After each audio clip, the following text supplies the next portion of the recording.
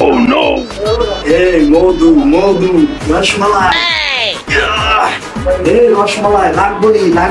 মধু মধু মধু এই মধু রসমালাই কি রে ওই যে তরমুজ বিক্রি করতেছে চল তরমুজ নিয়ে চল তাহলে ওই ভাই তরমুজ কত রেখেছি? মধু মধু কি ভাই তরমুজ লাগবো একবার রসমালাই দাম দাম হইলো 800 টাকা কেজি Oh no! কি 800 টাকা এই তরমুজ 800 টাকা হ্যাঁ ভাই 800 টাকা কেন মধু কিনতে 800 টাকা লাগে না মধু তো 800 টাকায় কেজি আর তরমুজ তো পুরো মধু মধু মধু ফেল লেগে এটা 800 টাকা কেজি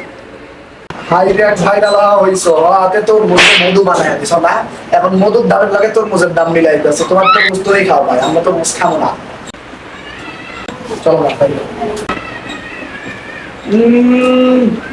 আইসে মধু খাইতে বাসা যায় শসা খাগাও মধু খাওয়া লাগবে না তরমুজ খাওয়া লাগবে না